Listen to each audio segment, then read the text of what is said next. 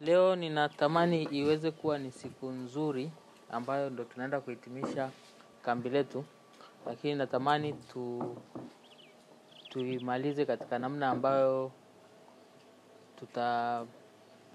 tutatoka na mawazo tofauti, namna ya kuwaza, namna ya kufikiri mambo, ili kusudi tukawe sio sisi tumepata kitu kimoja hapa, lakini kuna watu wengine pia huko wakapate kutoka kwetu sisi tuliokuwa hapa ndani. Kwa hiyo ninaamini tutakuwa tuna walimu wengi ambao wataenda kueneza kwamba kwenda kuambia watu kumbe sisi ni watu ambao tunajua yajayo. Kumbe kupitia hili neno sisemi tulichukue kibiashara, tuangalie kile kitu ambacho ni lengo kuu, lakini pamoja na hili lengo kuu sisi tuna manufaa zaidi ya hao wengine walioko ulimwenguni ambao wanafanya vitu kwa kubahatisha, na sisi tunafanya kwa uhakika. Kwa hiyo natamani iwe itoke ni moja ya kitu ambacho tunatoka nacho mahali hapa. Kwa hiyo kwa siku ya leo nina vitu kama vitatu ambapo nitahitaji ushirikiano wenu wa moja kwa moja. Tuliishia jana kwenye kutafuta wazo la biashara. Nipende kuwapongeza, tulifanya vizuri sana kwa kuanzia kwamba huenda labda kwa namna fulani tulikuwa tunawaza tu ile biashara namna gani tunafanya, lakini nilianza kwa kuelezea namna kwa utukufu wa Mungu alivyoniwezesha kwenye biashara yangu, na kwa namna fulani inaweza ikakufanya wewe ukaona kwamba kama ndugu yetu anafanya hivi na sisi tunaweza. Lakini pia kuna namna tunaweza kuanza sasa kutafuta na sisi cha kufanya kama biashara. Wakati tunafanya ile, niliona kuna watu ambao waliona kwamba mimi labda nafanya kazi kwenye taasisi labda tuseme za afya au za shule, akawaona kwamba ni biashara. Labda biashara ni kununua na kuuza vitu. Sidhani tuna mlengo huo. Hata kutoa huduma kama ya afya, hata kutoa huduma za elimu, nazo ni biashara. Ili mradi unatatua tatizo fulani, alafu katika kulitatua kuna mtu anakulipa pale. Sasa inawezekana unaona kwamba unaichukulia kwa ukubwa sana, kana kwamba unaona hii sitaweza kuifanya kwa sababu labda sina kitu hiki. Kwa hiyo nimeona nije na namna ya upatikanaji wa mitaji kama kuanza nayo. Upatikanaji wa mitaji ili kusudi ninaanza nayo hii, alafu tutakuja kutafuta namna ya kutafuta biashara. Sawa? Kwa nini naanza na hii? Ni kwa sababu inaweza katokea una wazo ambalo linahitaji dola milioni 100, of which ni zaidi ya bilioni 100 ngapi huko, si ndio? Lakini ukasema ili achana nalo sababu hatuna mtaji, si ndio? Lakini tupitie hii mfumo wa kwamba tunapataje mitaji, available sources of funds. Alafu nadhani baada ya hapo itatupatia kujua kwamba tunaweza kutafuta hayo mawazo, na ndipo tutaweza kuyafanya hatua za kuenda kuyafanikisha. Na katika kufanikisha kwake tukumbuke tu kitu kimoja cha muhimu, kwamba tuna ile mkataba wetu wa Mithali Zaburi 1:3 ambayo inaturudisha. Mimi nimechukua hiyo ni kwa sababu yangu, nadhani sisi tuna advantage. Biblia, neno lote la nabii ni la kwetu. Unaweza kama kuchukua hapo cha kwako ukatembea nacho, lakini kisipingane na kingine. Si najua kuviunganisha. Kwa hiyo mimi nachukua hiki, lakini nikija nikaenda huku nitakutana nacho kitaniambia kwamba bwana usitafute mali za haraka kwenye Mithali ile Mithali 13:10, usitafute mali za haraka sababu zitapotea. Unaona inaunganisha tu sehemu zote, unaona kwamba Biblia inasema kitu kimoja. The same applied, utakutana na nabii anakuambia hivyo hivyo kwamba unafanya biashara ya kulala maskini kuamka tajiri. hiyo biashara, kama amekuambia kwamba sio nzuri, haimaanishi kwamba watu wengine wakiifanya hawatafanikiwa. Usije ukasema kwamba mbona watu wengine wanaifanya alafu wanafanikiwa na wewe unasema sio nzuri, utakuwa umekosea shabaha. Ila kuna njia zetu. Nilisema pale kwenye ile mwanzo, Isaka alibarikiwa. Ndio namna ya muaminio kufanikiwa. Kwa hiyo ukiona kwamba ninaenda kufanikiwa lakini neno baraka halitaweza kusimama katika mafanikio yangu, hiyo inaweza kana ni mafanikio lakini ni katika njia yako. Kwa hiyo kama mimi Avit naongea kwamba nimeamua natamani nifanikiwe katika namna itakayomtukuza Mungu, ndivyo nitafuata ile njia ya watu wa Mungu waliofanikiwa. Kwa hiyo ikifika mahali, sio guarantee kwamba nitazidi kufanikiwa. Ikifika mahali kwamba kuna sehemu fulani ninaenda katika mfumo wangu wa kuendelea kufanikiwa, inabidi nimkufuru Mungu. Hapo nitaangalia kama ilivyo kwa nabii kwamba kuna dola milioni 1, alafu kuna nafsi. Mafanikio yangu yaenda kupoteza nafsi. Nitapima ndani ya miaka kadhaa 100 ambao ni michache sana, si ndio? Hii dola milioni 100 ngapi itanisaidia nini? Nitaona hapana, nitabaki na ushuhuda. Kwa hiyo utanikuta sina chochote, sawa? Lakini sio kwamba sikuwa na advantage. Nitakwambia bwana, sina chochote, lakini katika mazingira haya niliwahi kuwa na option hii, ila nilichagua hiki. Sasa tofauti na ile kwamba sio kwamba ukiwa ni Mkristo uwe maskini, ila ukiwa maskini hauna chochote, una ushuhuda fulani. Una ushuhuda fulani ambao unasema kwamba unaona wanaicho au wenye nacho hawakutishi, kwa sababu unajua at some position nilikuwa na hiyo opportunity, lakini nimechagua nini? Nimechagua hii njia. Na sio guarantee kwamba utaenda tumeambiwa kufanikiwa, si ndio? Lakini sio guarantee kwamba wewe utapata kile kitu unachokitaka. Mungu anaweza akatumia kutafuta mafanikio kukuvusha katika unyakuo. Unapambania mafanikio lakini anakurudisha kupekua matofali. Nimekosea, mbona sifanikiwi? Nimekosea, mbona sifanikiwi? Uko unaendelea kunyanyuka kiwango. Kwa hiyo sisi Wakristo waaminio wa ujumbe wa nyakati ya mwisho tuna nafasi hiyo. Sasa ukiwa hujafanikiwa sio kosa. Mtu yote anakuwa hana hela au unamuona amevaa au anaishi maisha fulani, usimnyoshee kidole kwamba huyu jamaa ni mvivu. Usimnyoshee kidole kwamba huyu jamaa sio hajui opportunity au hajui biashara wala hajashiriki sijui kwenye makongamano ya kibiashara. Huenda jamaa ana ushuhuda wake. Kwa hiyo tuheshimu jambo hilo. Na kufanikiwa sio kwamba ndo unafanya sana bidii. Kwa mfano kwangu mimi sina jitihada yoyote zaidi ya ndugu au dada fulani. Ni kwa utukufu tu wa Mungu. Kwa hiyo ninatamani tuanzie hizo ili kusudi tusiwe na excuse.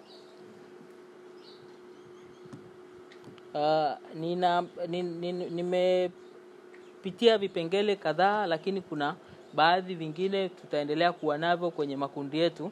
Hivi ni kwa ajili tu ya kuonyesha mwanzo kwamba tunapataje mitaji.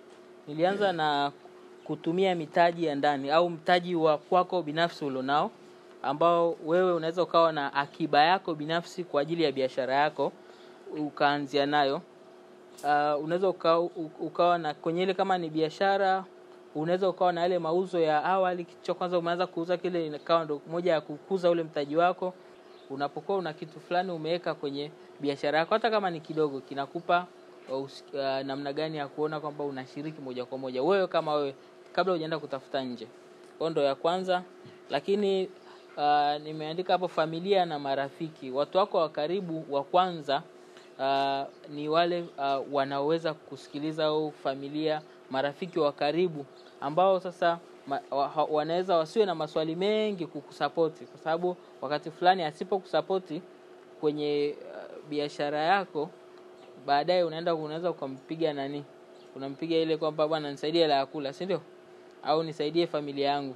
Kama sasa hivi ni vijana, tutaenda kuwa na familia baadaye, tutakuwa na majukumu. Sasa kwenye ile jukumu mtu anamwambia jamani msaidie sasa hivi kwa sababu baadaye nisipomsaidia sasa hivi, baadaye nitakuja kusaidia familia yake. Ila nikimsaidia nitajikuta ameenda kusaidia na familia yake, na kwa nimesaidia group kubwa. Kwa hiyo ndugu, familia wanaweza wakawa na hiyo. Kwa hiyo ni sehemu ambayo tunaweza tukapata mitaji ya biashara zetu ambazo tutaziwazia.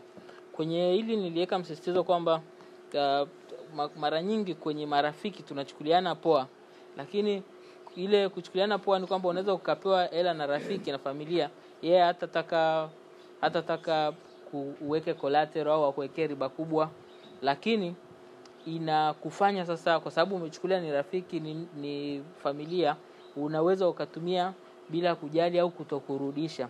Hiyo inatuharibia, na mimi ninaweza nikawa nina ushuhuda fulani kwenye mfumo huo kwa biashara yangu, kwamba nimekuwa na mtu wangu wa karibu ambaye amekuwa akinisaidia kwenye sehemu ya kupata hela. Kama ninapata mradi fulani naenda kufanya, unahitaji hela, naenda kwake, ananiamini, ananipa ile kiasi cha hela. Sasa muda mwingine sifanikiwi, yani unaenda kufanya ile biashara upate faida, lakini kwa sababu najali tu ile aliniamini, naenda kutafuta sehemu nyingine, na hata naweza nikatengeneza liability sehemu nyingine, lakini nikarudisha kwake. Kwa hiyo kwake inakuwa nimefanya kwamba anajua huyu mtu anarudisha. Kwa hiyo baadaye unaenda unaomba nyingine kubwa zaidi. Kwa hiyo kuna mtu ambaye nilikuwa nimeanza, hata nilianza kukopa kama 3 milioni, lakini kwa sasa hivi ni mtu ambaye nikiwa na shida ya 500,000 ananipa. Na imekuwa katika mazingira ambayo hatuandikiani. Sasa ilianzaje? Kuna kipindi niliwahi kukopa, kwa nilikuwa na mradi fulani wa bandarini nafanya, unahitaji 200,000. Nikaenda akanipa immediately. Alafu ule mradi nikapata hasara. Sasa nilikuwa na option, ni mtu wangu wa karibu. Nilikuwa na option ya kumwambia, bwana, hapa nipata hasara, naomba nilikuwa nataka nimpe na riba. Naomba nisikupe riba au nisikupe hela, nikupe kidogo kidogo, lakini ilibidi niende nitafute hela sehemu nyingine, nijazie, nimpe kile kiasi chake kama kila kitu kiko sawa. Sasa baada ya hapo imetokea kwamba muda fulani sina hela, yeye ndo anaanza, vipi hauna tena mradi mwingine nikupe hela? Kwa hiyo kuna wakati unaanza, nimekwambia nilianza 3 milioni, unaenda una 3 milioni, unaenda unarudisha, anakupa 5 milioni, unarudisha anakupa 10 milioni, unarudisha anakupa 50. Kwa hiyo ni huyo ni mtu, sio benki. Kwa hiyo inafika mahali unaona, kwa sababu sina kitu cha kufanyia, kwa hiyo unaamua kuiacha, lakini unajua ikitokea chochote na access hii. Kwa hiyo hao wanatusaidia pia. Kuna upande wa vikundi vya akiba, vikoba, nasema vikoba au SACCOS. Nadhani kila mtu atakuwa anavijua kwenye jamii zetu, si ndio? SACCOS kuna ile vya wenyewe kwa wenyewe, mnajikusanya, mnapanga kwamba tuwe na kikundi chetu ambacho tutachangia kiasi fulani, mtu mmoja wetu anaweza akakopa, au kuna vile ambavyo viko tayari ambavyo vinaitwa hizo SACCOS, ndio ziko tayari registered, na kuna kuaga na mifumo ambayo inabidi udeposit labda 30% au kiasi fulani afu ukakopa mara 3 yake. Nadhani mtakuwa mna hizo knowledge, sababu ni vitu viko kwenye jamii zetu, si ndio? Kama kuna kitu nitataja hapo sema hicho sikijui, tuulize swali. Kwa hivyo vikundi ni mojawapo. Kama una mradi ambao unahitaji kiwango fulani cha hela kuanzia, una uwezo wa kupata kwenye hivyo vikundi ambavyo vipo. Vile vile kuna mashindano ya ubunifu, grants.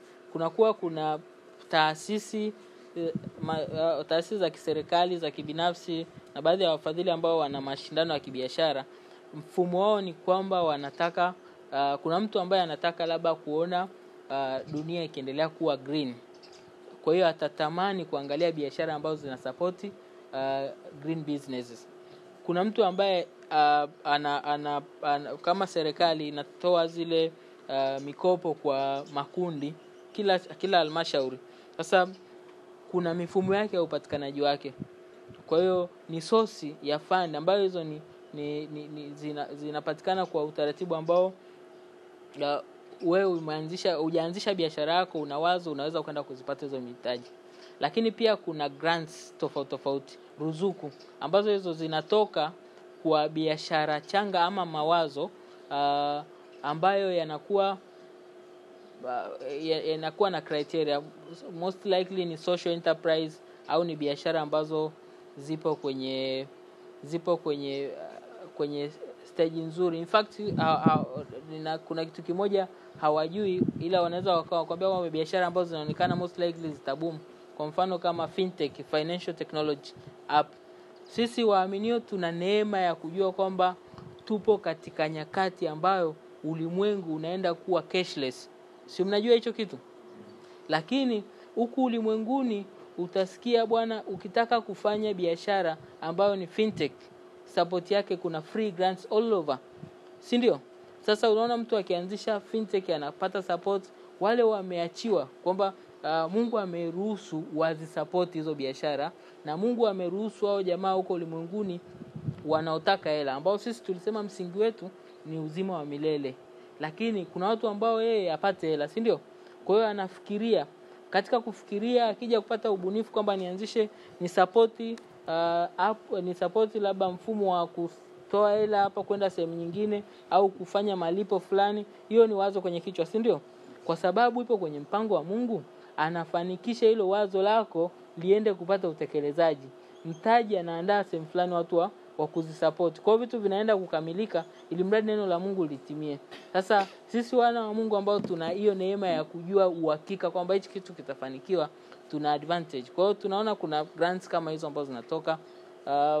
Mojawapo ya mashirika ambayo nimeyataja, mfano la United Nations Development Program, kuna Tony Elumel Foundation, kuna our YE, kuna our hii ni kwa namaanisha kuna ile United Bank of Africa wana supportigi pia.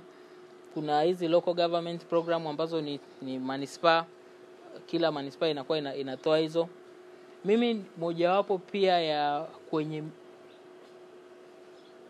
pia kwenye miradi yangu nimepata hizo grants ambazo ilikuwa ni ya kuanzia nipataga $5,000, ambayo baada ya hiyo ilikuwa ilinisaidia kwenye kuanza zile process za mwanzo za usajili wa biashara, kuanzisha wazo, kufanya tafiti na kadhalika, ambao baadaye vitu vimekuwa vikienda kiurahisi. Kwa hiyo inakuwa ni kitu ambacho ninajua kwamba vinawezekana na vinapatikana.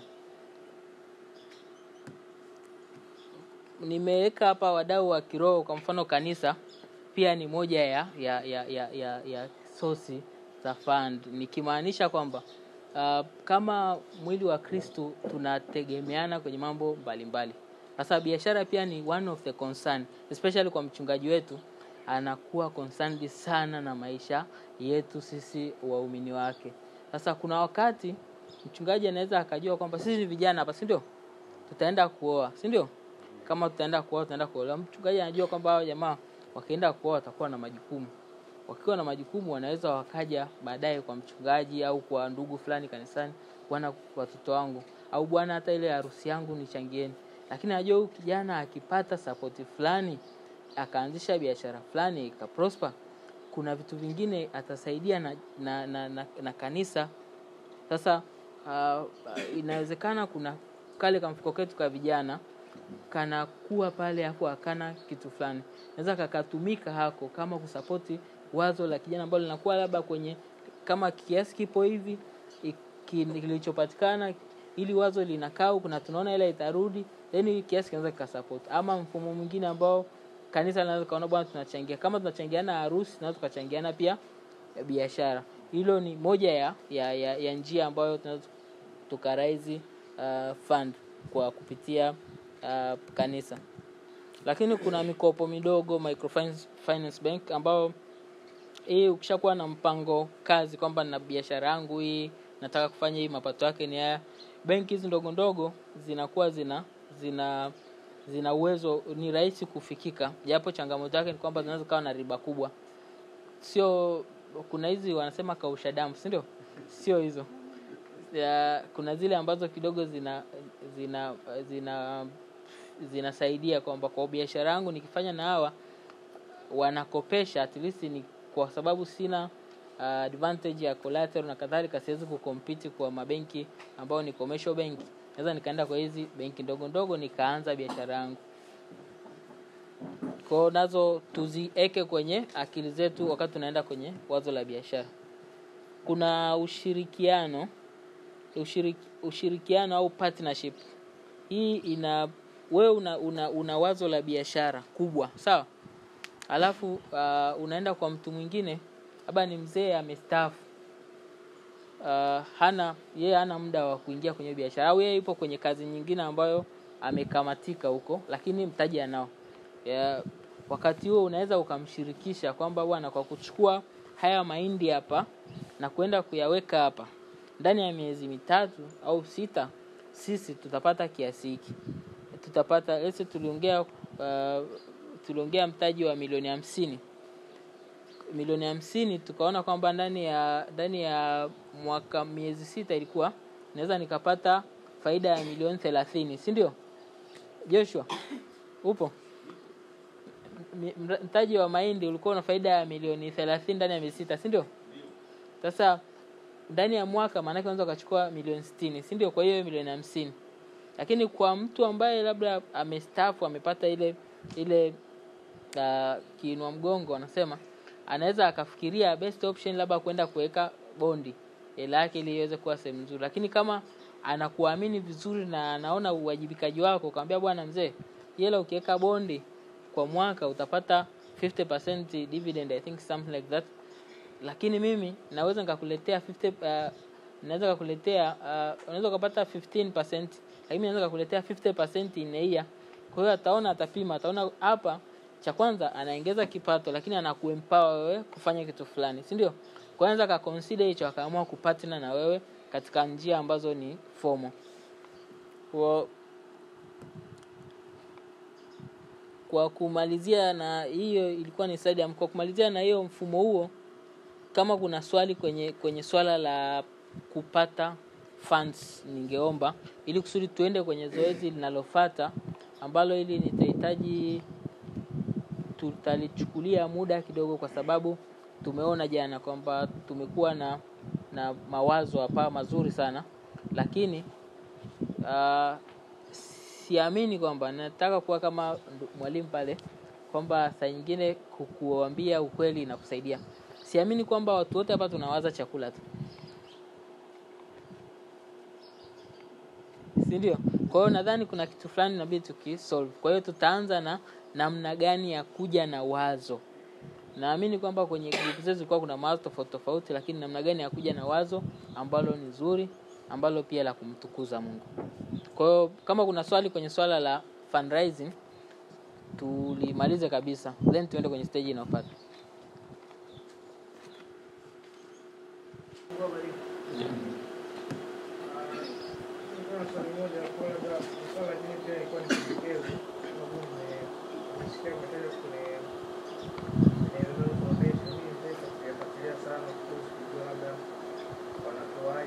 Lakini wale watu wanakupa kwa mnajaza yao kwamba wanataka apply kwamba biashara yako itakuaje, utapata kipato.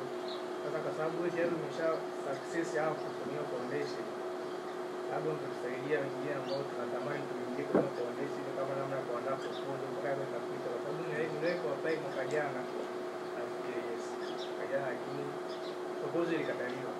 Kwa labda wewe hapo kwa sababu ulifanikiwa kupata kitu hicho kiasi cha fedha, labda kufikia na sema unatamani kwa apply kwenye hiyo foundation, kama ulifanya labda mpaka ukakubaliwa, kwa sababu naamini kama ulikuwa tu mwaka jaza ukakubaliwa. Okay. Nadhani hiyo ni swali zuri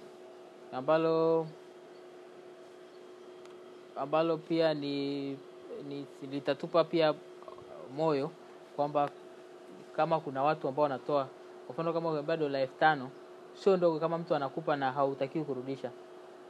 Yaani ni non refundable, si ndio? Kama una wazo lako fulani unaweza ukalianzisha, lakini mimi kama mimi nyie ni ndugu zangu, ni dada zangu, napenda niseme ule ukweli ambao utawasaidia pia nyie.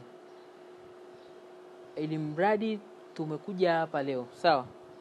Tumekuja labda tukiwa tuna mawazo fulani kwamba sisi labda nimetoka hapo, ni kwamba kuna mtu mwingine amekuwa kwenye familia babake ni askari, kwa hiyo anakuja kufikiria kwamba nikiwa mkubwa niwe na mimi askari. Kama baba amekuwa ni mwalimu, niwe na mimi mwalimu, si ndio? Kama baba yuko kwenye biashara fulani, na yeye anasema niwe kwenye biashara fulani. Hiyo imeenda mbele zaidi, hata mtu anakuwa kwamba amezaliwa kwamba ni Muislamu, naye anakuwa Muislamu. Mtu anakuwa amezaliwa ni muaminio, lakini naye anakuwa ni muaminio kwa sababu amezaliwa, sio kwa sababu kuna kitu fulani kimefanyika, si ndio? Kwa hiyo sasa hiyo inafanyika, ninachotaka tukipate hapa ni ile kujitambua wewe ni nani.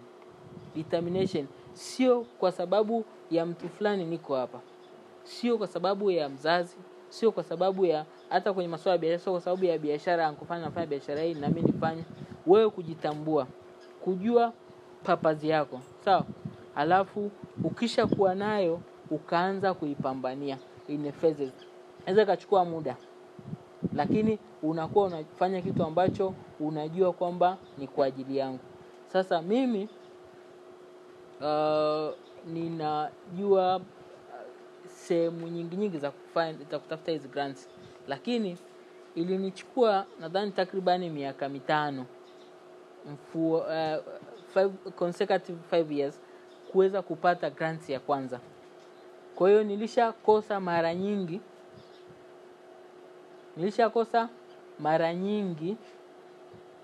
Kwa hiyo wakati nakosa nafanyaje? Kwa hiyo nimebidi nianzie kwenye stage ambazo naanza kufanya kazi, kama nilivyosema jana kwamba nimefanya kazi kwenye taasisi kwa kuajiriwa, lakini nikiwa na mpango, nina exit plan kwamba ndani ya muda fulani nitakuwa nimeelewa management skills, nitakuwa najua how to deal with ukiwa na taasisi manake unahusika na watu. Kwa hiyo kudili na watu pia nitajifunza kupitia ninapofanya, lakini nitaweza kuona kwamba changamoto fulani, lakini wakati huo naendelea kutafuta mtaji wangu. Kwa hiyo nimefanya kwa kipindi cha miaka 5 kama hiyo unaosema Tony Elumelu. Nimepata $5,000 nadhani 2001, lakini nilianza ku apply 2017. Kila mwaka nakuwa rejected. Baadaye pia kuna baadhi ya zingine ambazo nimekuja kupata ambao umeshakosa mara nyingi. The way unapokosa unajua sasa nilikosea hapa, kwa hiyo unaenda kuishape biashara yako vizuri iweze kufiti zile requirement. Na pia ukipata maana yake biashara inafanikiwa ni kwamba wale wana misingi ambayo nadhani tutaenda kuisoma baadaye, kwa sababu ndio tunakoelekea kwenye kutafuta wazo la biashara. Kwa hiyo misingi unayoitafuta wao wanataka kusaidia usiende baadaye kuipoteza hiyo hela.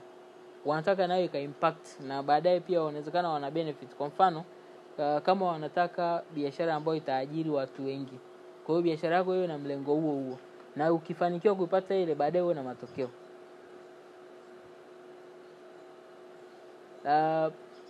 Miliki wa founder wa Tony Elumelu Foundation anaitwa Mr. Tony Elumelu, ni owner wa benki ya United UBA. Yeye kwa kuanzisha hiyo program ameshasaidia nadhani vijana zaidi ya 500,000 mpaka sasa hivi, wengi Afrika. Lakini mojawapo ya vijana ambao amewaita nyumbani kwake Nigeria, Lagos, ni mimi nyumbani kwake, baada ya kwamba ameona biashara yangu nimeanza ninavyoenda, lakini pia akawa ameniconnect na ni mmiliki wa benki. Kwa hiyo at the end of the day biashara ikifanikiwa utafanya kazi na benki yao. Kwa hiyo kuna namna anajua hata wewe kufanikiwa kwako kunaenda kuimpact. Kwa hiyo ni a process. Kwa hiyo nina kuencourage kwamba it's possible, lakini ile commitment yao kujitambua inaungana na hiyo kupata, kwa sababu kama endapo ulikuwa unafanya kitu fulani ambacho hauko committed, huwezi ukakisubiria miaka 5. Utafanya hapa let's say utasema ninaanzisha programu ya ng'ombe, alafu hapo greenhouse, hapo mbao na nini, lakini zote ziko hapo. Kwa hiyo utafanya hii ya ng'ombe, zitakufa. Zikifa unaachana ile biashara, si ndio? Unakuja kuandaa nyingine. Ile nyingine kabla haijafanikiwa unaenda kuanza, unakata tamaa, unaanza nyingine. Sasa kwa ile mkataba wetu tuliongea na Mungu, ukijitambua wewe ni nani, sawa? Na uanzishe biashara kwa misingi gani? Kuna swala la majira. Swala la majira inakuwa kwamba mimi nina biashara yangu, ili mradi naifanya kwa mapenzi ya Mungu na ninamtumainia Mungu kwenye kufanikiwa kwangu, ninaamini kuna majira. Sasa hayo majira sina commitment na Mungu kwamba nisaidie nifanikiwe ndani ya mwezi au mwaka au miaka mitatu. Kwa hiyo inawezekana ninaenda kuifanya biashara ambayo nilikuwa natakiwa nifanikiwe mwaka wa 3. Lakini inafika mwaka wa 2, inapita upepo, na muona ndugu yangu ambaye tumeanza wote ameshafanikiwa zaidi kwenye biashara nyingine. Mimi nikaacha ile ya kwangu nikaenda kumwambia anielekeze ya kwake. Sasa nimehama kwenye ono langu, si ndio? Nimeingia kwenye ono la mtu mwingine. Lela kwangu prosper yake ilikuwa hapo mbele. Kwa hiyo sasa nisikuweza kuwa na determination kwenye kitu ninachokifanya, sikuweza kuwa na purpose. Ila ukiwa una purpose fulani, kwa mfano mimi moja wapo ya kitu ambacho au kama tatizo tutaenda mbele kwamba biashara kuanza, tunaangalia tatizo gani tunataka kulisolve kwenye jamii, si ndio? Sasa mimi tatizo langu nalotaka kulisolve, I'm so concerned about unemployment. Kwa hiyo natamani kudevelop the employment setting for employment opportunity, ili kusudi niweze kusaidia ndugu na dada na vijana wengi ambao wanakosa ajira. Sasa as long as I'm doing that, hata kama sijapata ile faida ninayotaka, lakini kwangu hiyo ni mafanikio. Sasa unawezekana tunaongea kuhusu faida, si ndio? Lakini mimi naona napiga hatua. Kwa hiyo utakuja unaniambia wewe biashara yako imefeli, lakini mimi kwangu naona nafanikiwa. Kwa hiyo ni vitu ambavyo vinahitaji cha kwanza kujitambua na wewe mwenyewe kujua purpose yako, alafu kuiendea with a commitment, na kuangalia iungane kabisa na mapenzi ya Mungu kwa ule mkataba wetu tuliongea. Ni kwa nini nakwambia kwenye mapenzi ya Mungu? Ni kwamba hawa jamaa wanatoa hizo grants, ndio? Lakini sisi tunajua namna ya kuwaforce kwenye magotini. Yaani kwamba wanatoa, lakini unaweza ukawashurutisha kwamba wewe hii hela ni ya kwangu unayo. Sawa? Kwa hiyo sasa atakupa lini? Inaweza ikachukua muda, lakini at the end of the day atakupa. Kwa kumaliza, kama kuna swali lingine?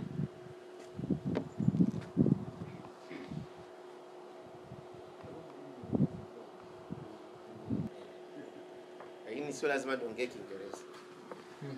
Samahani mwalimu. Rudi tu hapo mimi nitekwa. Lakini nafikiri katika there is no easy money. Kubalianeni Hamna pesa yani eti utaamka asubuhi. Ni kweli Na mwalimu amesema tuambie ukweli.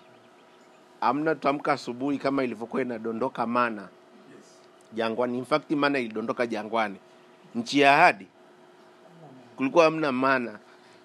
Kulikuwa kuna asali na maziwa. Lakini mtu mmoja akasema asali inakuja kuna nyuki. Amen. Kuna wanefili, kuna wale Wafilisti, lazima mpambane. That's how it is with money. Kwa hiyo kwenye swala zima la kupata fund, hata grant yenyewe, Bwana Yesu awabariki sana, haiji kirahisi, inafanyiwa kazi. Bwana Yesu awabariki sana. Mlisema jana kwa sababu mliuliza, nikasema unijazie kwenye mazuri ambayo ameyasema mwalimu. Mtu mmoja alisema vizuri, akasema kwamba don't give me some fish, teach me how to fish. Msinipe samaki, nifundishe kuvua. Bwana Yesu awabariki sana. Na mfano mwingine ni mifano tu ya rejareja, lakini inabeba maana fulani. Mzee mmoja nilikutana naye sehemu fulani. Naomba tu nitumie kwa mfano tu, lakini nataka upate ile theme iliyoko. Akawa anaongelea kabila la Wachaga, jinsi walivyo aggressive. Sijaja kuwasifia Wachaga, mimi sio Mchaga, kwa hiyo ninamaanisha tu kitu fulani mtaelewa.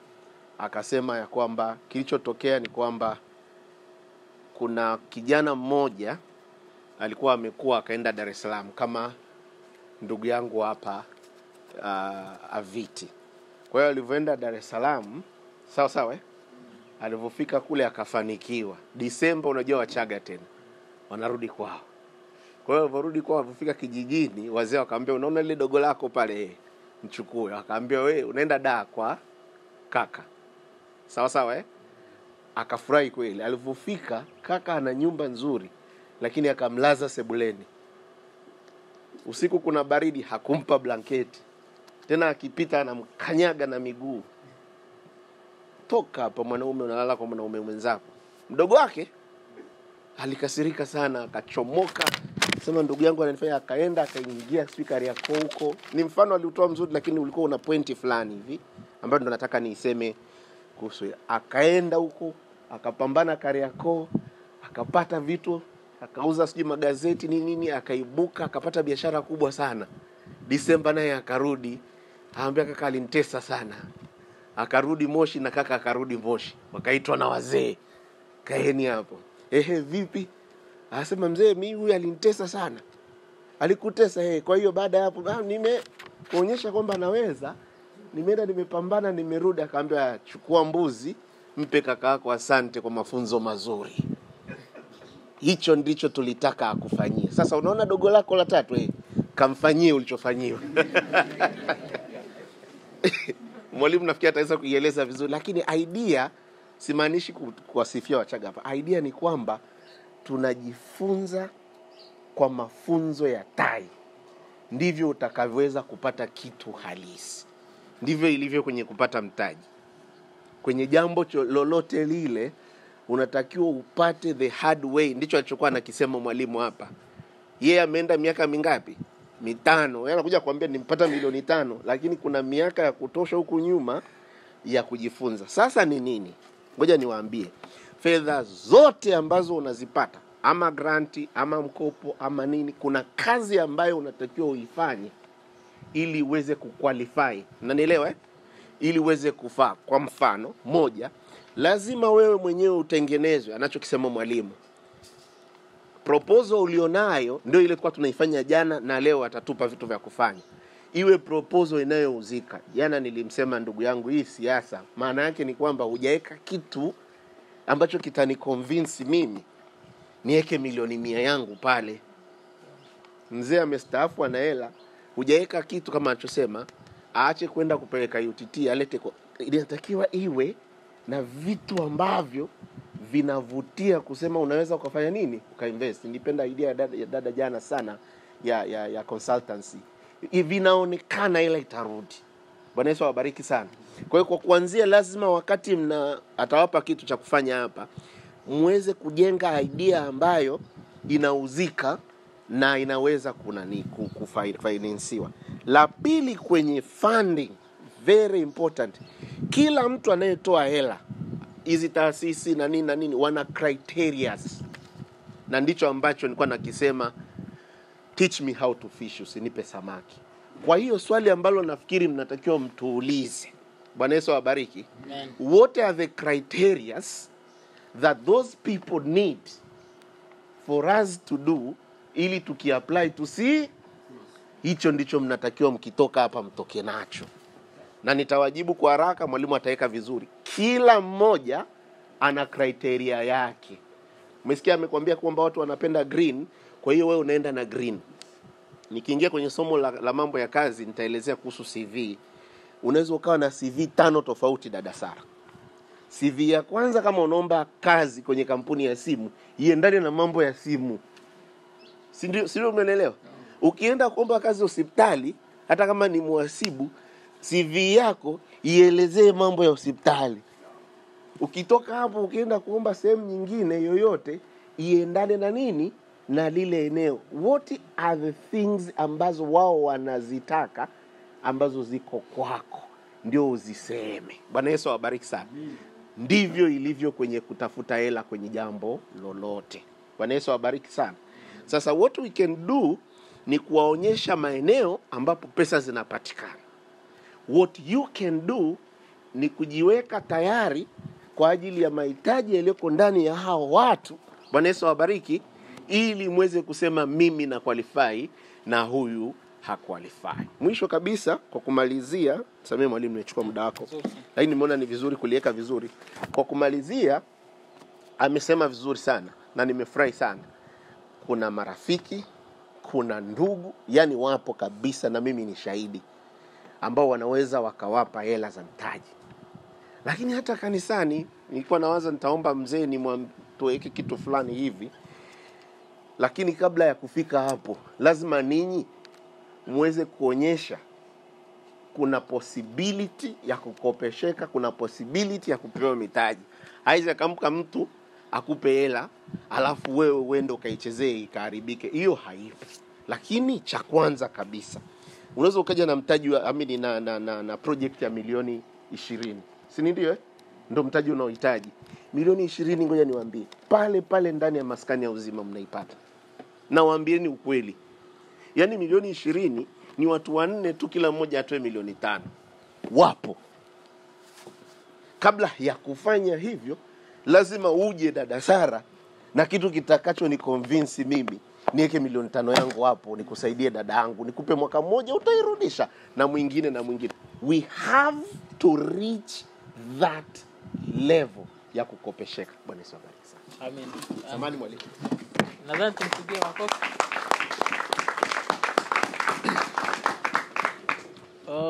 Sidhani kama kuna cha kuongeza hapa. Ameongea vitu vingi ambavyo nadhani kwa kuvitumia hapo vitatusaidia na vimenijengea msingi mzuri kwenye session inayofuata.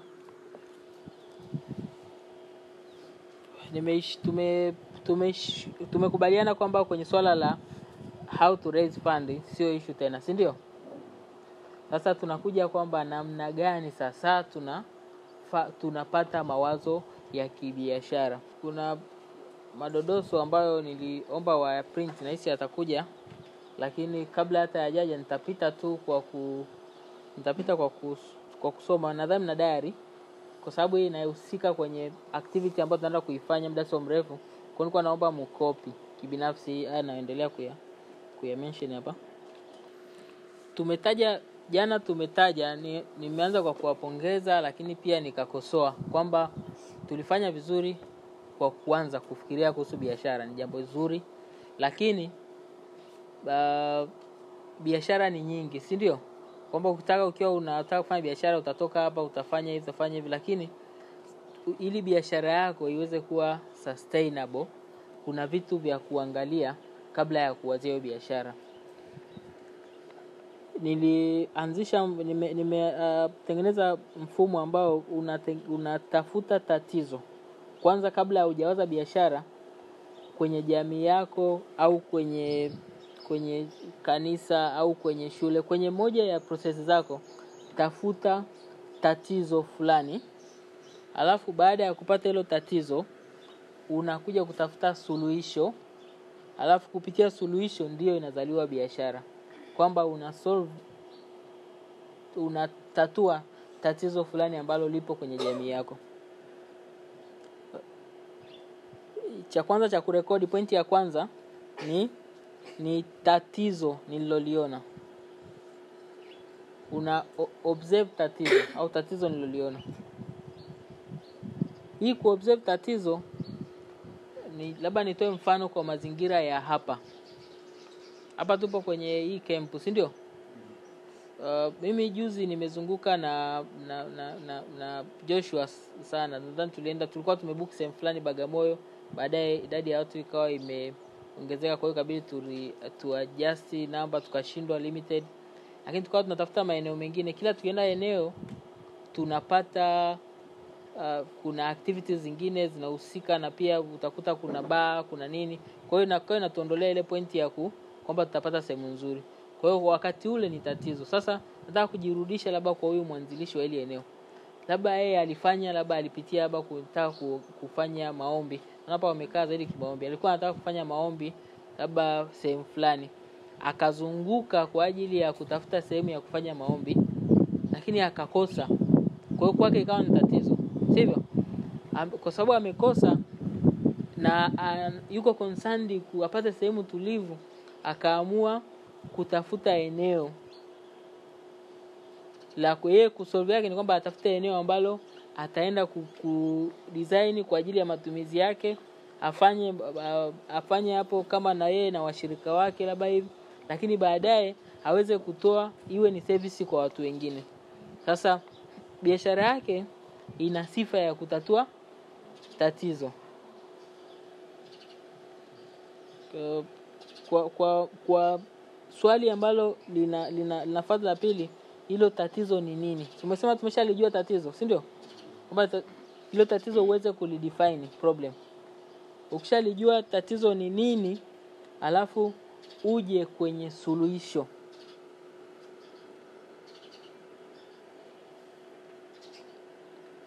Ninaweza kufanya nini ili kutatua hili tatizo? Ndio kama hivyo kwamba bwana anaweza kufikiria kwamba labda huenda amefikiria tatizo akiwa Dar es Salaam, si ndio? Lakini akasema kwamba ili nipate eneo kubwa, na wakati huo labda eneo ni ghali. Kwa hiyo akasema nitafute mbali nje ya mji ili aweze labda kumeet target. Na kwa eneo kama hili, kwa leo alipoanza, kwa wana kumbukumbu zao kwenye page zao na Instagram, naona kwamba walianza kipindi fulani palikuwa pana hamna fence, lakini pana kinyumba tu kidogo. Baadaye wameweka fence zile za sengenge. Baadaye wameanza kujenga. Kwa hiyo mpaka sasa naona wanajenga. Kwa hiyo ni kama ni wanaono fulani. Baadaye huenda wana plani ya kuwa na hoteli labda hapa kubwa ya kuweza kuaccommodate watu mbalimbali wa hadhi mbalimbali, lakini ni ka process. Najaribu imagine tu, sio kwamba wameniambia, ila nataka tupate kile ninachokimaanisha kwenye kutatua tatizo, kulijua tatizo lenyewe, kuwaza njia ya kuenda kulitatua, na baadaye yaani ukiwaza namna ya kwenda kulitatua ndio suluhisho. Maana wewe umekuja kuleta suluhisho la tatizo husika. Halafu hilo suluhisho nimesema ndio biashara. Mfumo wetu ni problem, halafu solution, ambayo solution unaitani into business. Sasa biashara itakuwa na faida gani? Kwa mfano, nimesema tatizo liwe linakukuta wenda wewe au jamii fulani. Umekutana nalo ndugu yako, dada yako. Kwenye tatizo hilo kuna maswali ya kuuliza kwamba ina faida gani ili tatizo ukilitatua, solution yako ina faida gani kwa ile jamii ambayo unaenda kuwapa. Ndio kama wateja wako, si ndio? Jamii kwa ujumla wananufaika nini na biashara yako? Wateja wako mmoja atanufaika nini? Wewe sasa ambaye ndio muhimu mwenye biashara utanufaika nini kwenye utatuzi wa hilo tatizo?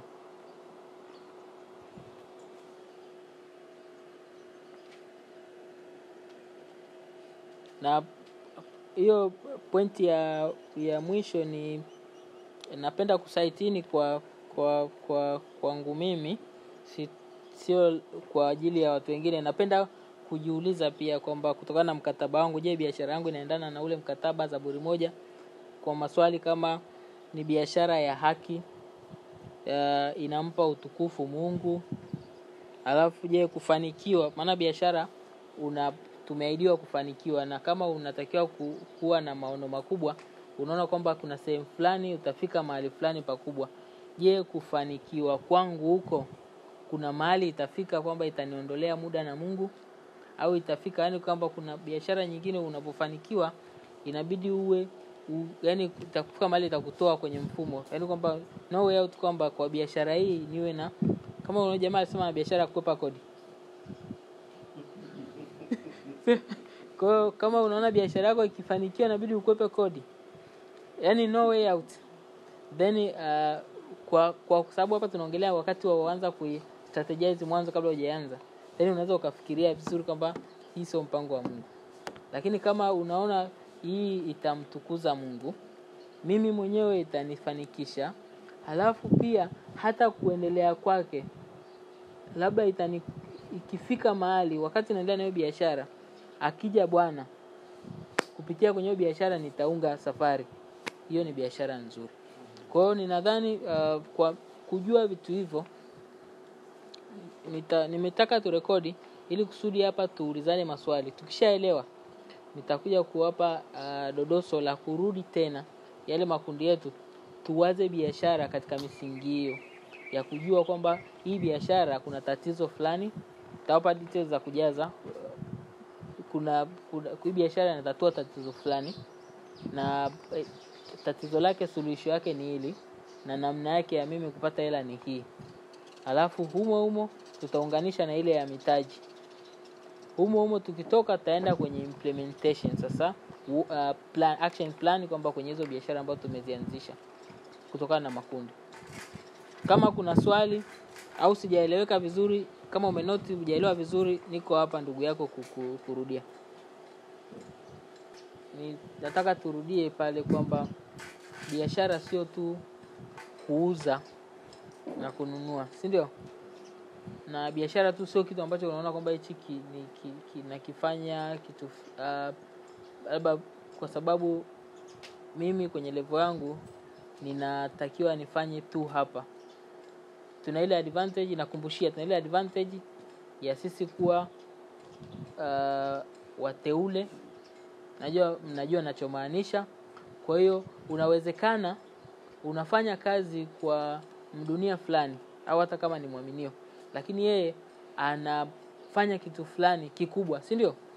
Sasa wewe unaonekana pale kama ni mtu fulani tu wa kawaida, na unaona ile biashara yake na unaona kabisa kwamba hii biashara hii hapa inampa faida, si ndio? Na hii biashara angekuwa nayo mpendwa, ingekuwa na tija pia hata kwa Mungu, si ndio? Lakini kwa vitu ambavyo tumefundisha hapa, wewe pia unaweza kuifanya hiyo biashara, kama endapo tu umepita kwenye hizo njia na ukaamua kuidai hiyo biashara, na ukaamua kwamba biashara kama hii sababu ya wewe kupita pale, kuna sababu kwenye kila kitu tunachokifanya. Mungu anatupitisha kwenye sehemu tofauti kwa sababu fulani. Hamna kitu cha kushtukiza mbele za Mungu kwamba uko sehemu fulani nilikuwa ni bahati mbaya, kwamba kuna mtu anaweza akawa na mawazo ambayo kwangu mimi si ya support, lakini sina neno kwamba ni baya au ni nzuri, ila mimi binafsi sike support kwamba nafanya biashara hii au nafanya kitu hiki hakimpendezi Mungu, lakini baada ya muda fulani nitakiacha. Mimi si, kwa upande wangu mimi si support, lakini sina neno juu ya mwingine yoyote, ila kuna namna naamini kwamba Mungu anakupitisha sehemu popote kwa sababu. Kwa kama anakupitisha, unaweza ukadai miliki yako, una haki yako fulani ambayo huenda labda hujaipata kutokana na kudai. Kwa hiyo kuna ile kwamba niko sehemu hapa, nimepita hapa, labda Mungu alitaka mimi nijifunze hichi kitu, alafu nikakifanye kwa ajili ya utukufu wa Mungu. Huenda anakifanya tu kwa sababu anaona kinamuingizia pesa, lakini mimi nikifanya kupitia hiki nitamtukuza Mungu. Labda Mungu alinipitisha hapa nijifunze, na ukatumia ile knowledge kwa wao, ukaenda ukajikuta unaianzisha kwa utaratibu wa kumtukuza Mungu, baadaye ukafanikiwa na ukapiga hatua. Vivyo hivyo kwenye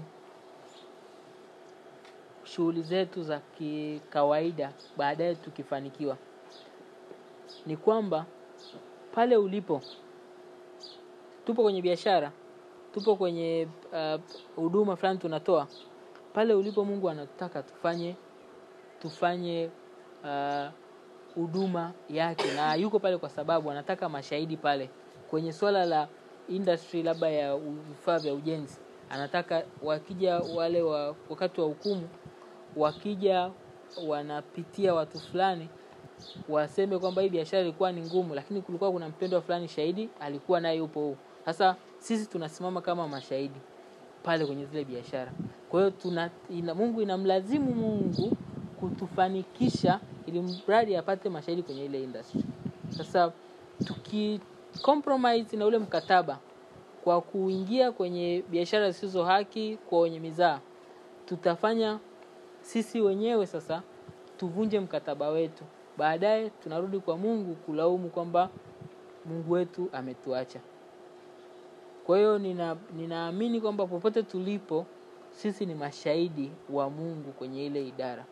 Na Mungu anawataka hao mashahidi hospitali, anawataka hao mashahidi mashuleni, anawataka hao mashahidi mashambani, anawataka hao mashahidi kwenye viwanda vikubwa, kwenye hizi teknolojia zinazo boost ambazo ameziona kwa kuanzia.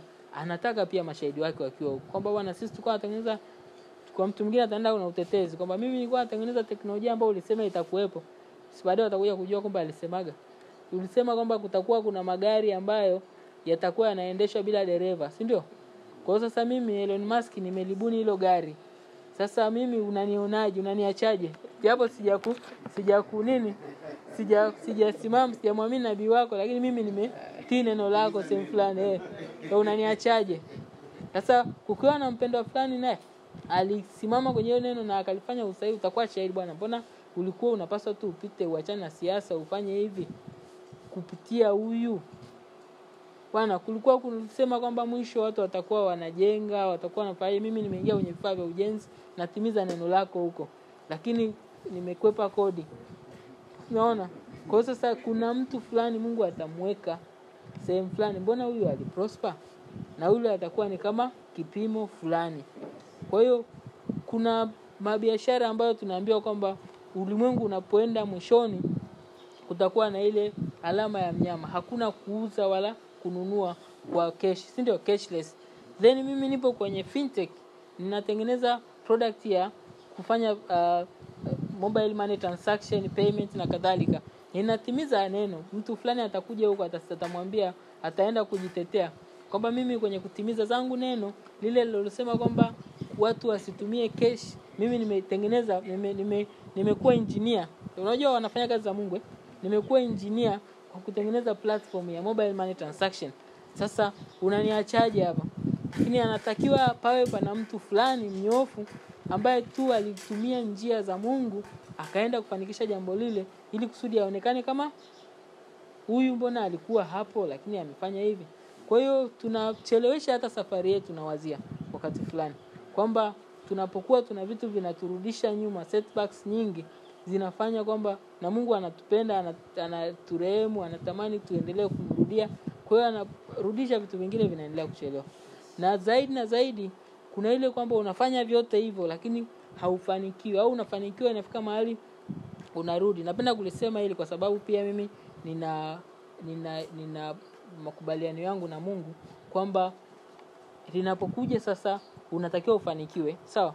Na unajua kabisa kwamba nina sababu za kufanikiwa, za neno, za maisha ya kawaida, watu ambao una impact, una watu ofisini, una watu ambao ukiwalipa mshahara wanaenda wanalipa familia zao, wanakula, wanalipa kodi na kadhalika, wanamshukuru Mungu wao. Kwa hiyo una sababu nyingi za kufanikiwa. Lakini nafika mahali vitu vyote hivyo inabidi umkufuru Mungu ili kusudi uendelee kumaintain ile status. Hapo sasa tuna nabii ambaye anatuambia namna ya kufanya. Nilishasema jana. Sasa unapofikia kwenye level hiyo, hauoni kwamba itatupeleka kwenye ule unyakuo, kwamba nimeacha opportunity ya billions of money ambazo nilikuwa na access nazo. Labda nilikaa hapa bwana na kiongozi fulani anakuambia njoo tufanye hivi, lakini upate, nikaacha ile, nikaforgone, nikaja kwenye nafsi. Sasa ukiwa na msingi huo sio ushuhuda wa kutuvusha. Kwa hiyo tukifikia mahali hapo kwenye biashara zetu, Mungu akatukuta bwana tu, aidha ninayo hela mfukoni na mtukuza Mungu, sina hela mfukoni, Mungu ni mwema. Tukiwa katika msingi huo tunaheshimiana. Tunajua kabisa kwamba vyote ninavyopata ni kwa utukufu wa Mungu, kwamba sijafanya cha zaidi ya huyu ndugu, sijafanya cha zaidi ya huyu dada, ninamtukuza Mungu ambaye amenibariki. Na Mungu amenibariki mimi kwa ajili ya ndugu zangu, kwa ajili ya wadada, na unakuwa na nguvu ya kuendelea kutafuta zaidi baraka kwa sababu unaona kwamba nina deserve hiki. Mungu akitaka kuchukua, Bwana ametoa, jina la Bwana liibidiwe. Kwa hiyo naamini katika stage hii tunakuwa kwenye pointi ya kwamba tunatakiwa tufanyeje tuweze kuanza biashara. Kabla jana kwenye stage inayofuata kwa vijana, mimi kabla sijaoa, nadhani nimeoa miaka 2 iliyopita. Kabla sijaoa nilikuwa kwa mwaka naweza kuzunguka. Nadhani kuna mwaka nilizunguka nchi nzima, naweza nikasema. Kila sehemu nimekuwa kwenye kutafuta kwangu mpaka kufika hapa. Nimekuwa kwenye biashara za kilimo, hizo za kusema kununua mazao, kuyaacha, kuweka sehemu fulani. Nimekuwa kwenye biashara za kufanya kazi za kutumwa na mtu fulani anakutuma nenda nifanyie kitu hiki. Nimekuwa pia kwenye tafiti za kufanya kwamba nataka kufanya kitu hiki, je, nitapataje? Kama naongelea kuwa na vendor nchi nzima, nimewazungukia moja kwa moja kuanza kudili naye, naweza ukanifanya hivi, kwa hiyo nimetengeneza yale mahusiano. Lakini baada ya kuoa bro au dada, ile kusema safari inabidi utaomba kwa dada ruhusa. Lakini dada atakwambia probably tuende wote au atakwambia usiende. Inabidi unatii. Sasa nachosema hapa ni nini? Tuna muda wa kufanya vitu vingi hapa. Samahani mwalimu, naomba urudie. Nina jambo naona. Yeah. Naomba sana urudie. Kwa ninachotaka kusisitiza, mwalimu ametaka nirudie. Naongelea mimi sasa kwa historia yangu. Nimezunguka nchi nzima na nadhani ilikuwa ni ngumu sana kuniambia kwamba nitaweza nikakaa mwezi mzima nimekaa tu nyumbani. Ilikuwa ni ngumu. Lakini baada ya kuoa mambo yanabadilika. Hautakuwa na muda, kwa mimi sasa sijawa tena na muda huo wa kusema nitoke hapa niende sehemu fulani nikakae si wiki 3, nikakae wiki 1. Kwa hiyo nilipata nini kujua, kama kwenye kipindi changu nilichopitia, nilipata kujua kwamba muda mwingi kabla hujaendea jambo ambalo ni la kimungu kama ila kuingia kwenye ndoa, ule muda unapaswa kuutumia kujaribu vitu vingi, kujua vitu vingi ambavyo kwa ajili ya utukufu wa Mungu. Nje huko unatafuta, unaenda huko, wakati huo hamna mtu limiti anakuambia kwamba bwana hapa usiende. Wewe unaenda tu, unapambana, unashindwa, unaenda unapata, vingi utafeli. Lakini kuna kile kimoja kitakuja kufanikiwa. Lakini wakati wa kufanya hayo una ule uhuru, hauna ile kwamba bwana stop hapa. Sasa ikifika sasa hivi, kwa mfano sasa hivi nataka kuanzisha biashara. Ni nzuri kabisa, sawa? Nimeona problem nzuri, sawa? Ninajua sasa naenda kusolve, sawa? Ninajua kabisa kwamba hii inatupa faida, sawa? Lakini kwangu mimi sasa utaratibu wangu unafanya, inabidi nirudi kwa dada, bwana kuna hiki, sawa? Kuna hiki kitaleta hiki. Sasa dada anaanza akakiona bwana yakaa vizuri. Sasa hivi tuna plan labda ya kujenga. Kwa hiyo nafikiria tukwenda kuna nini. Sasa mimi napenda kuwa mnyofu. Unabidi unakuja kutii kwamba sawa tufanye hivi. Ni baba lakini yule ni msaidizi. Sasa msaidizi anakuambia usiende, kuna kitu fulani labda Mungu ameweka kwake, naamini hivyo kwa upande wangu. Kwa hiyo ninakuwa ninatii. Tofauti na zamani, sasa nilikuwa najaribu hiki, najaribu na pia inanisaidia. Zamani nilikuwa muda mwingine unafanya kitu ambacho baadaye kitakuja kitakuja kuwa na negative impact au, lakini kwa sasa hivi unaweza ukakiona, mwenzako anaweza akafikiria akaona bwana hiki unavyoenda hivi sio. Ndio maana nikisimama hapo kaona bwana sasa umenepa nasema namshukuru mke wangu. Kwa hiyo kwa sisi vijana, hiyo ni insight tu kwa sababu ndugu amependa kuirudia. Ni kwa sisi vijana wakati ni sasa. Tunapoenda huko tutakuja kupambana, lakini njia ya kupambana huko ni tofauti kidogo na hii. Mungu awabariki. Kwa hiyo nadhani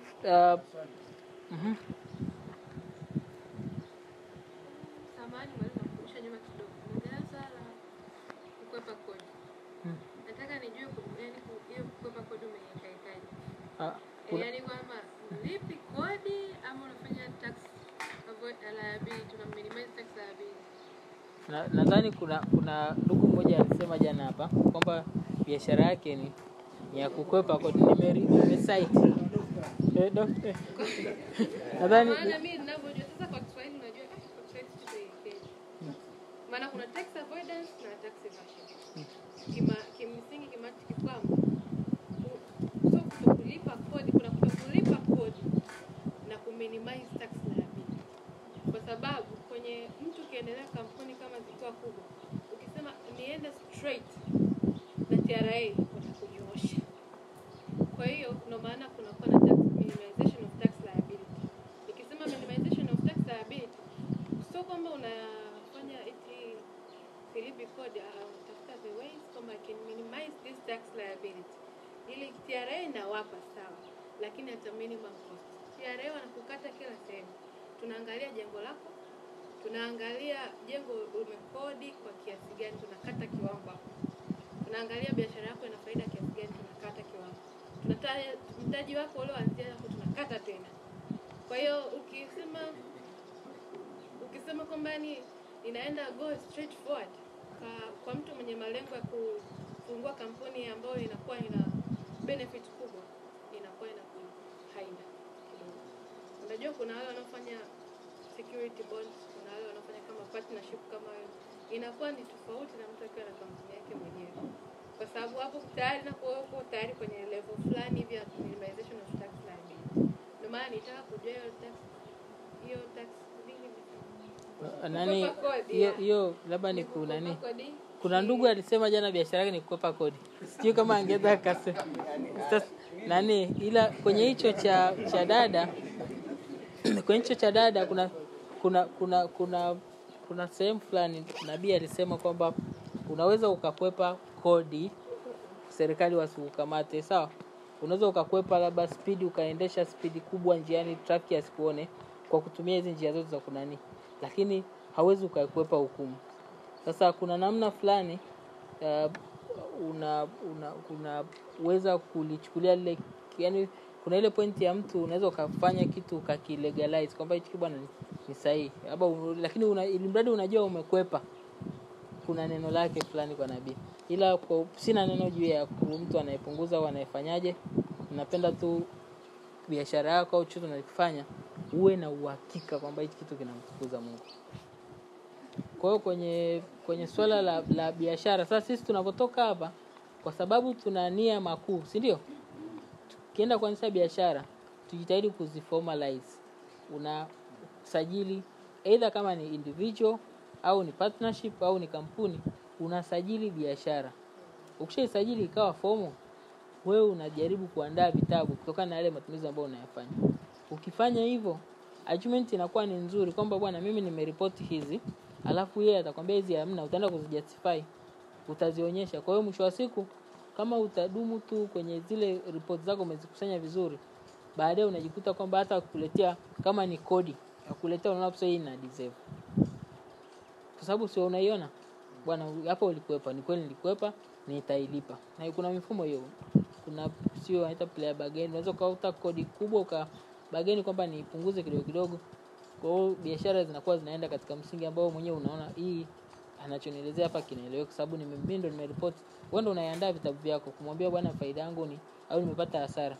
Mara nyingi biashara zinazoanza huwa zinaanza kwenye hasara kwa sababu unaweza ukawa una mapato ni limited, lakini namba ya watu na unafanya labda construction, kwa hiyo unatengeneza hasara kwenye miaka ya mwanzo. Sasa unapotengeneza ile hasara, kodi ikija inatakiwa corporate tax wanataka ulipe kwa kuanzia ile, unajiandalia provision alafu unakuwa unalipa installment kabla hata ya mwisho wa mwaka. Sasa ikifika umejua kupata hasara, inabidi ujustify kwa sababu kuna kiasi fulani uko ushawalipa ili kusudi waende kukiacha kwa ajili ya kukitumia mwakani. Sasa kwa hiyo kama una nyaraka zako vizuri, unaonyesha kwamba hapa ndio biashara nimeisajili, ili ni eneo nililo acquire, sijafanya biashara au sijauza chochote, sijanunua chochote, mwisho wa siku mahesabu ni zero, ukamtumia. Kama Mungu ameweka neema yake, amekuwa kwenye hizo tasiku, kwa kuna mpendwa labda dada mpendwa au ndugu mpendwa muaminio yupo kule, akakutana na ile kodi yako, yeye ndio kukutana nao mezani na akaiangalia kabisa kwamba hii iko halisi, alafu anatakiwa aifanyie ndo auditor wako. Kwa hiyo ataweza kufanya kama anaweza kufanya kutenda haki. Na wakati mwingine anaweza akawa hata ni mtu ambaye hana hofu ya Mungu, sawa? Lakini wewe ukamtiisha tu, kwamba akaona mbona huyu jamaa biashara yake imenyooka hivi, mbona amekuwa ni mtu wa tamaa, lakini mbona hapa sioni tamaa. Kwa anaona kama anakusaidia fulani, lakini unajua ni Mungu. Kwa hiyo vitu vinawezekana. Yaani kifika mahali ikawa kwamba dunia inabidi ioperate katika mazingira ambayo Mungu atukuzwe, lakini vitu vinakuwa tumesolve, tuna compromise katika namna yoyote ile, then itakuwa unyakuo umeshapita. Yaani ikifika huo wakati mjue unyakuo umeshapita. Tupo wenye tujihesabu subiri, lakini nachukulia kwamba ikifika wakati kwamba bwana mchukaji hapa amekuja asema bwana unajua mambo fulani bwana hayo sasa hivi hayana shida, tunafanya kidogo kidogo, ujue tumeachwa. Kwa hili neno hili ujue tumeachwa, ujue yani hapa tupo labda aidha tupo sehemu sio sahihi au sisi ndio sio sahihi.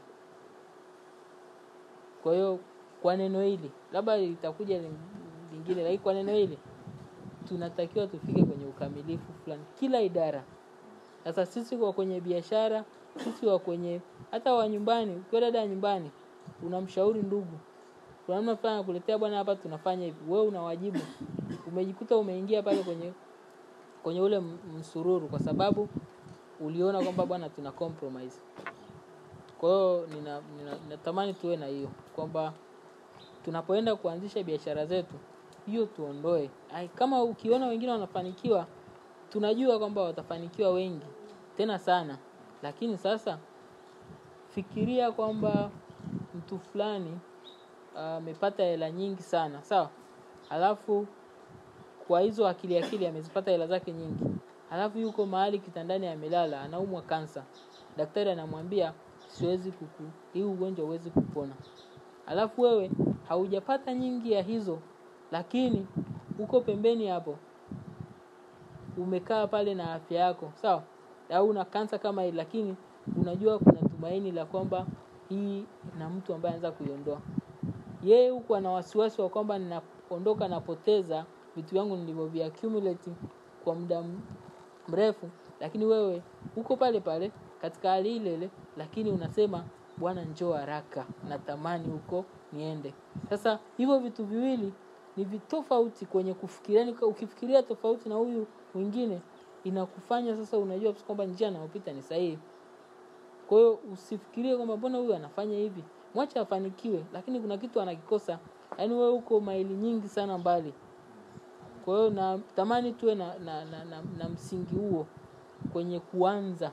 Na ukianza msingi unakusaidia kujua mbeleni mambo yataendaje. Kama msingi uliona kabisa kwamba mbele huku mambo yataharibika, it's better ukarekebisha hapa kwenye msingi. Ni kwamba tunaangalia namna biashara itakuwa, sawa? Na mojawapo ya biashara kukua ni kuiformalize, sawa? Kuirasimisha, ikiweka hivyo. Kwa hiyo kwa mfano wewe biashara unataka kufanya, unataka ikue, si ndio? Sasa kama unataka ikue, ifike mahali iwe unasajili account ya benki, si ndio? Ifike mahali unaenda unaomba mkopo, ifike mahali unaomba tenda pia, si ndio? Yaani kama unaiona biashara yako ikikua, inakulazimu tu kwa default kuisajili. Kwa sababu ukienda benki unataka kukopa, atakwambia leta leseni ya biashara, sivyo? Kwa hiyo kama endapo umeifanya sasa katika namna ambao tunasema ni naweza kuita side hustle, kwamba hii sasa ni kama ile biashara ambayo sijaanza kuifanya na ijaribu kuifanya labda kupitia nyumbani. Umesema winga ule, si ndio? Au ni sio moja wapo sio wewe? Okay. Hata nilikuwa leo nije na hiyo hata winga, manake ukitoa hiyo neno la kiuni, na ninasema ni la kiuni sababu sijui mwanzo wake, inawezekana ni fomo, lakini nadhani unaweza ukaiformalize winga ukawa ni biashara nzuri tu ambayo inaweza ikakua. Sasa kama endapo winga ni kuchukua kitu kwa mtu ambaye ana vingi alafu enda kumuuzia mhitaji, then ile ni biashara ambayo sasa kwa kuanzia na ule mhitaji mmoja, manake umetatua tatizo. Yaani kwamba mimi niko hapa Kigamboni, nyumbani kwangu nimekaa. Tatizo langu nina limited ya muda. Siwezi kuzunguka Kariakoo kwenda kutafuta vitu. Hata kama nikizunguka sitajua sehemu ambao wanaita machimbo ya vitu vya bei nzuri na vyenye quality. Sasa wewe unajua hilo tatizo na unataka kulitatua kwa kufanyaje? Kuja na solution, kwenda kuvichukua na kuniuzia mimi. Sasa ukienda kuchukua pale na kwenda kuniuzia mimi, una solve tatizo langu, na mimi nitakulipa premium ya ile amount ambayo ningenunua kule, with some premium ambayo wewe utanitajia. Sitakwambia bwana kama uliniambia umenunua umenunua 500, itabidi nikuombe uniuzie hiyo 500 kwa sababu mimi nataka nipate bei ndogo. Lakini ukiniambia kwamba hii imekufikia hapa kwa 1000, nitakuwa, kwa sababu ni tatizo langu ambalo ni pain point kwangu, nitakuwa tayari kulipia kwako, na kwako itakuwa ni biashara. Sasa kama umeniuzia mimi, mfumo wa kuiscale hiyo biashara iweze kukua, kwenda umeuzia mtu mmoja, si ndio? Lakini kwenda kuuzia watu 100, kama tulivyosema Isaka akabarikiwa akaenda akapata mara 100, ni kwamba ni kuangalia kwamba nitatumia channel gani. Je, nitatumia ni mitandao ya kijamii? Je, itafika mahali zile faida si unazipata? Sawa? Zile faida ukizipata, hautahitaji tena kuendelea kubaki tu winga. Utasema nipake, niende mimi, huyu anatoa China na mimi niende China niagize. Kwa hiyo ukiagiza China, kama ulikuwa unapata faida ya shilingi 1500, utakuwa unaongeza kwenye 1000 utapata faida labda ya 800. Kwa hiyo utakuwa unaweza kukuza biashara yako kwa mtaratibu huo. Lakini umeanzia kwenye agent wa mtu fulani. Umetafuta tatizo, umelitatua, umekuza biashara. Nadhani kwa msingi huo biashara unaona kwamba ukiformalize unaweza ukaiscale.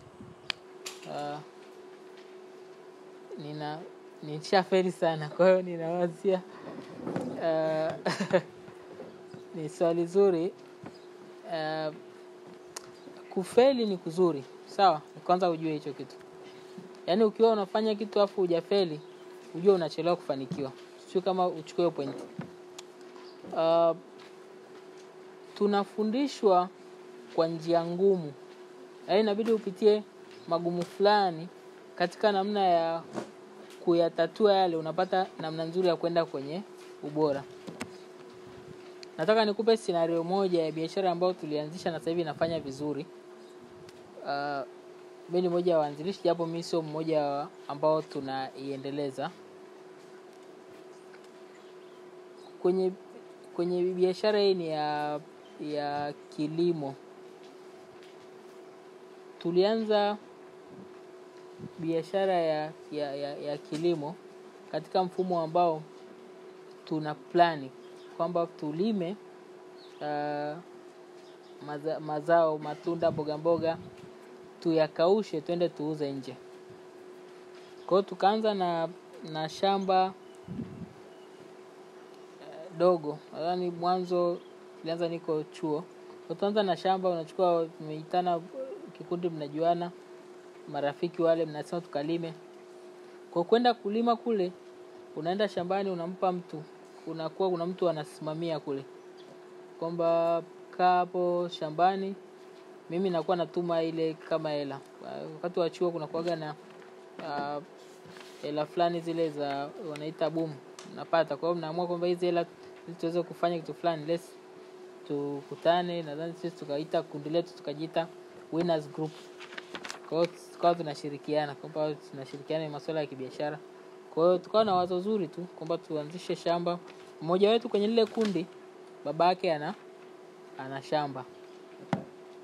Kwa hiyo hatakuwa tunahitaji tukakodishe. Tukatumia shamba la babake ya mmoja wetu. Wengine sasa tunachofanya ni contribution, ambazo kwa sababu ni wengi, tulikuwa watu 6. Kwa sababu ni watu 6, mkitoa 100,000 akatoa 100,000 inakuwa 600,000, si ndio? Kwa hiyo tutaplan. Kule kabisa tutafute mtu ambaye ni mtu wa kulisimamia. Mtu wa kusimamia atakwambia sasa hivi ni hatua hii. Tunafanya maandalizi. Inahitajika labda trekta, inahitajika kitu fulani. Natoa michango. Kwa sababu mmekuwa kama ni kikundi, mmeshakusanya ile hela kwa kipindi fulani, mnaanza kuitoa. Kwa hiyo mhasibu anaauthorize inaenda kule. Inafika stage fulani inabidi mtoe mchango. Inafika sehemu fulani zote tukahakikisha kama mambo yanaenda sawa. Kwa tulienda kwa ile safari ilivyofika, imefika mwisho, wakati kwenda inabidi tuende tukavune. Wakati tunaenda kipindi ambacho tunatoka kwenda tukavune, ilikuwa ni nyanya.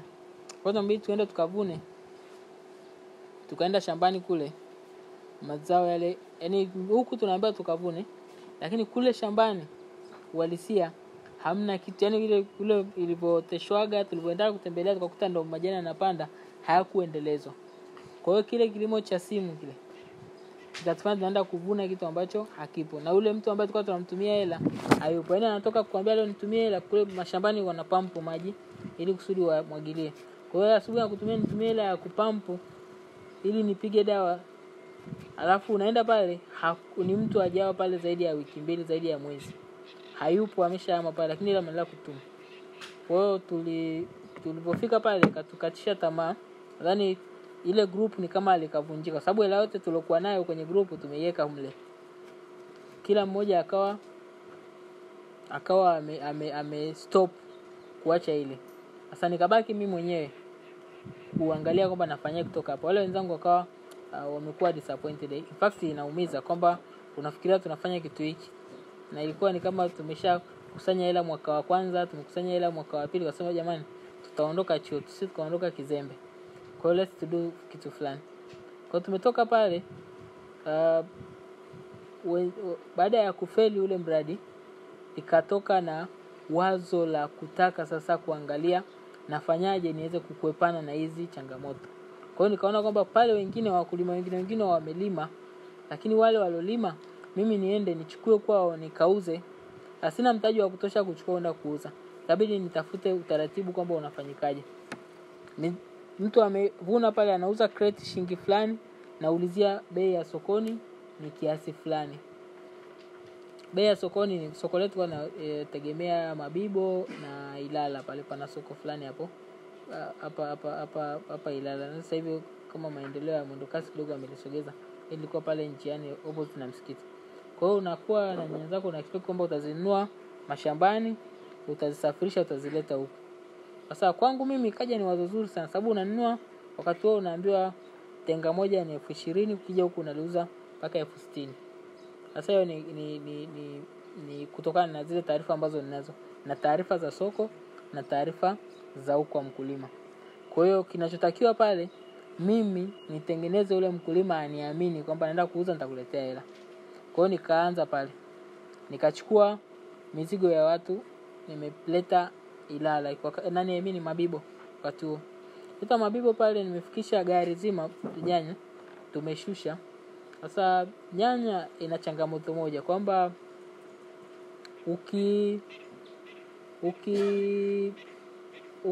ukishole mzigo labda umefika saa 10 asubuhi, wanaanza kuuza saa 10 asubuhi.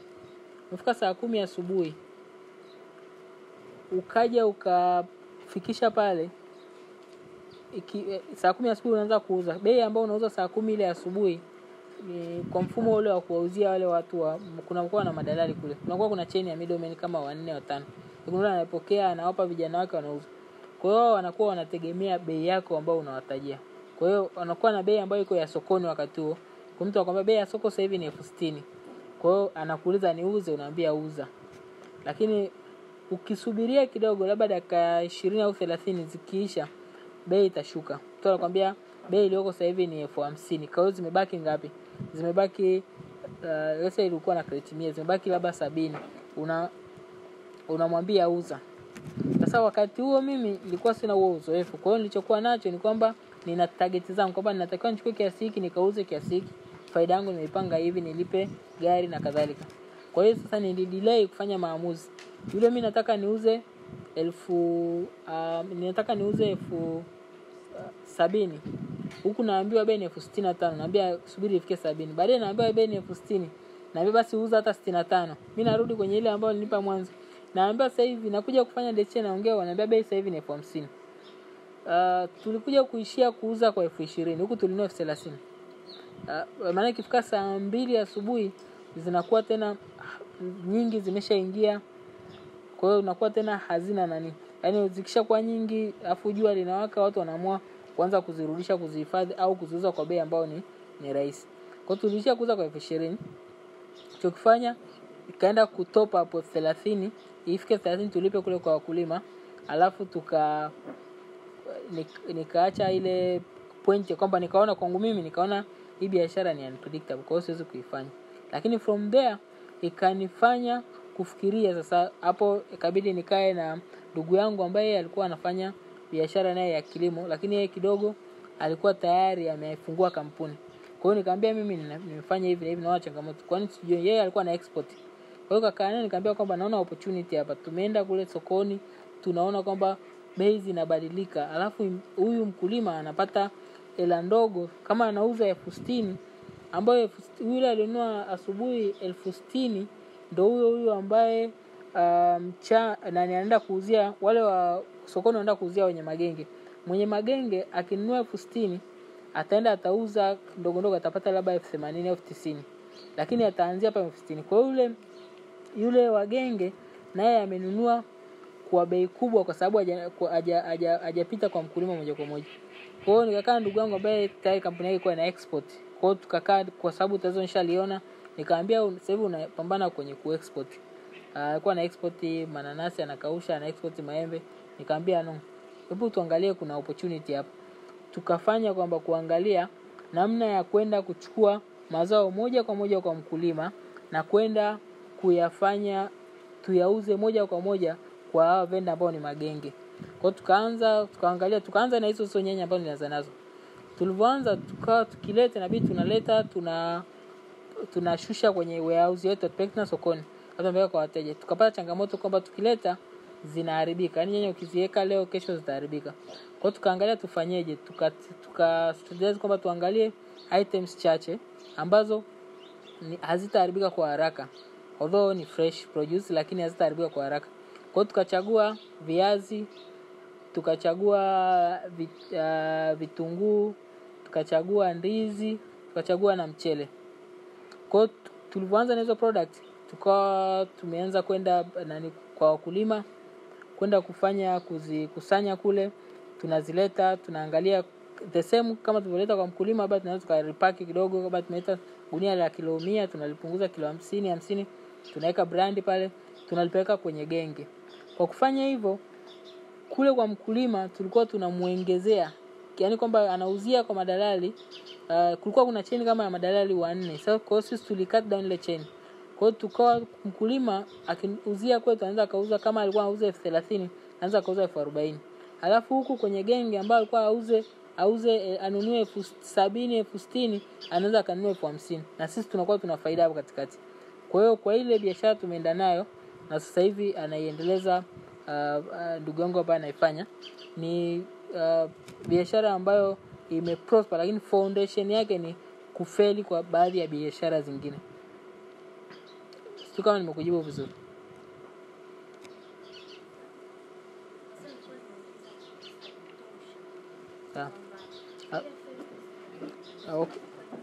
Okay. Ya kwenye nani hiyo ni kwamba biashara ukifeli sasa inakushape kutafuta namna nzuri ya kuifanya katika lengo ambao utapunguza rate of fail na kuongeza success rate. Kwa hiyo kwa kufanya hivyo kwamba unaona hivi unafanya, lakini at least unafanya kwamba usikate tamaa. Nilikwambia nilianza na timu ya watu wengine ambao wengine wali give up mapema tu, lakini baadaye nikajaribu kuendelea. Sasa kupitia hiyo mimi niliona kwamba baada ya kuona kwamba huyu tumeanza biashara hii imefanikiwa, imenisaidia pia hata kwenye biashara yangu nyingine naofanya hii ya recycling, kwamba tunafanya kwa msingi ambaye hii biashara ambayo naongelea ya ndugu yangu ambaye ndio msimamizi, yeye pia ni partner kwenye biashara yangu ambayo naifanya sasa hivi.